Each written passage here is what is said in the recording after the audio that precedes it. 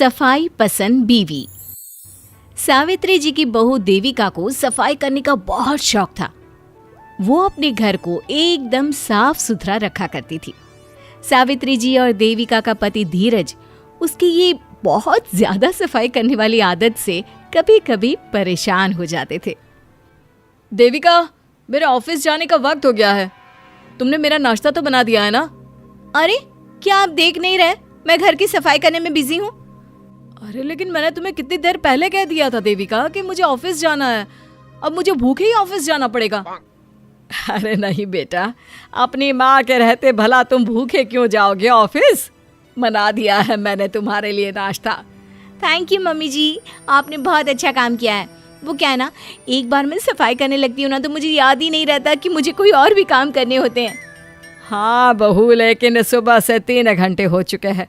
तुम कब से हाथ में झाड़ू लेकर इधर उधर सफाई कर रही हो? अरे मम्मी जी, घर की सफाई करना कोई बुरी बात नहीं है।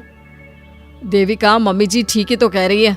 घर की सफाई करना बुरी बात नहीं है, लेकिन इसके पीछे बाकी सारे काम छोड़ देना ये तो गलत है ना। आप तो रहने ही दीजिए, आपका बस चले ना तो बस सारा दिन घर में गंदगी ही रहे। अरे नहीं नहीं बहू, लेकिन सुबह 6 से 10 बज गए हैं। इतनी देर में तो न जाने कितने काम हो जाते। और सफाई करने के लिए हमारी काम वाली है तो सही, तुम्हें इतना करने की क्या जरूरत है? वो क्या है ना मम्मी जी, अगर मैं सफाई नहीं करती तो मेरे सर में दर्द होने लगता है, मुझसे रहा नहीं जाता। अच्छा ठीक है, तुम्हें जो करना है करो, मैं ऑफिस जा रहा हूँ, देर हो रही है मुझे। धीरज अपने ऑफिस चला गया और देविका लगातार घर की सफाई कर रही थी। दोपहर के 2 बजने आ गए। ये देखकर सावित्री जी ने परेशान होकर कहा, अरे बहू, दोपहर के 2 बज गए हैं और तुमने अभी तक नहाया भी नहीं है। रोजाना इतनी सफाई कौन करता है? अरे आपको क्या परेशानी है मम्मी जी, मैं सफाई ही तो कर रही हूँ ना, इसमें गलती क्या है? अरे लेकिन बहू, आधे से ज्यादा दिन निकल चुका है, ना तुमने खाना खाया और ना तुम नहाई। अरे कोई घर आ गया तो तुम्हें इस तरह देखकर क्या सोचेगा? जो सोचना है सोचने दो मम्मी जी, मुझे तो सफाई करने की आदत है और ये मुझे बहुत अच्छा लगता है। हे भगवान, कौन समझाए मेरी बहू को कि सारा दिन हाथ में झाड़ू पोछा लेकर साफ किए हुए घर को भी साफ करती रहती है। अगले दिन जब देविका घर की साफ सफाई में बिजी थी तो सावित्री जी ने अपने बेटे धीरज से कहा, धीरज बेटा, बहू की सफाई करने की आदत तो दिनों दिन बढ़ती ही जा रही है। ऐसा लगता है जैसे उसके दिमाग में सफाई करने की सनक पैदा हो गई है। क्या करूं मम्मी जी, मैं तो समझा समझा कर थक गया हूं। मुझे तो कोई उपाय नहीं सूझता। बेटा एक काम कर, 2 दिन के लिए बहू को कहीं बाहर घुमाने ले जा। क्या पता कहीं बाहर घूम कर आए तो इसका मन बदल जाए। ठीक है मम्मी जी, सैटरडे संडे को मैं देविका को कहीं हिल स्टेशन पर घुमाने ले जाऊंगा। बहुत अच्छी बात है बेटा, और वहां ले जाकर उसे समझाने की कोशिश भी करना। देखो, तुम प्यार से समझाओगे तो वो शायद सब कुछ समझ जाएगी। कुछ दिनों के बाद धीरज अपनी पत्नी देविका को लेकर हिल स्टेशन पर घूमने के लिए चला जाता है।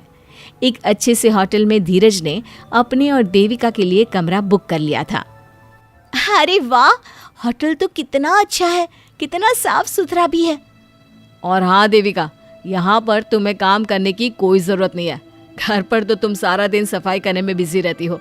यहाँ तुम बस आराम से खाओ पियो और मजे करो। हाँ, यहाँ तो बहुत मजा आने वाला है। कितने वक्त के बाद मैं बाहर घूमने आई हूँ। अब तुम्हें जो भी ऑर्डर करना है जल्दी से रूम सर्विस पर कॉल करके मंगा लो।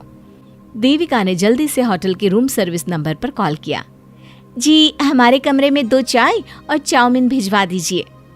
अरे वाह देविका, तुमने चाउमीन ऑर्डर किया, ये तो मुझे भी बहुत पसंद है। इसीलिए तो चलिए दोनों बैठकर खाते हैं। तभी धीरज के हाथ से चाय का कप छूट गया और चाय होटल के कमरे के फर्श पर फैल गई। ये देखकर देविका वहां पर सफाई करने लगी। और ये तुम क्या कर रही हो देविका? मैं होटल स्टाफ को बोल देता हूँ, वो सफाई कर देगा। अरे तो क्या हो गया धीरज, सफाई करना तो अच्छी चीज है, मुझे करने दीजिए ना। लेकिन देविका, यहाँ हम काम करने सफाई करने नहीं आए हैं और ये सब तुम्हारा काम नहीं है। मैंने कहा ना धीरज, मुझे सफाई करना बहुत अच्छा लगता है, और फिर ये हमारा ही तो कमरा है। हे भगवान, मैं तुम्हें कैसे समझाऊं कि सफाई करने की जरूरत नहीं है। अगले दिन सुबह धीरज की आंख खुली तो उसने देखा कि देविका ने होटल के कमरे में रखी सारी टॉवल को धोकर वहीं पर सुखा दिया था और हाथ में एक कपड़ा लेकर देविका कमरे की खिड़कियां और वहां पर रखे फर्नीचर को रगड़ रगड़ कर साफ कर रही थी। ये तुमने क्या कर दिया देविका? और तुम होटल के फर्नीचर को साफ कर रही हो? अरे हम इस कमरे में रह रहे हैं तो क्या मैं सफाई भी ना करूं? देखो मैंने सारे टॉवल सब कुछ धोकर वहीं सुखा दिया है और कमरे के फर्नीचर को देखो तो कैसा चमका दिया। हे भगवान देविका, मैं तुम्हें कैसे समझाऊं कि तुम्हें ये सब नहीं करना चाहिए था। अरे होटल वाले मेरे बारे में क्या सोचेंगे? वो आपके बारे में यही सोचेंगे कि आपकी पत्नी कितनी सफाई पसंद है और कितनी साफ सुथरी रहती है। चलो कोई बात नहीं, होटल वालों को तो मैं जैसे तैसे समझा लूंगा, लेकिन मैं तुम्हारा क्या करूं? एक काम करो, तुम जल्दी से तैयार हो जाओ, हम कहीं मॉल में घूमने चलते हैं। अगर तुम यहाँ होटल में ज़्यादा देर रहोगी तो पूरे होटल की सफाई कर दोगी। कुछ देर बाद धीरज और देविका तैयार होकर मॉल घूमने के लिए चले जाते हैं। मॉल में जाने के बाद देविका बहुत खुश थी। चलो देविका, उस रेस्टोरेंट में चलते हैं, वहाँ का खाना बहुत अच्छा है, मैं तुम्हें वहाँ खिलाता हूँ। चलिए जी, मुझे भी बड़ी देर से कुछ खाने का मन कर रहा था। देविका तुम यहाँ बैठो, मैं बस 2 मिनट में ऑर्डर करके आता हूँ।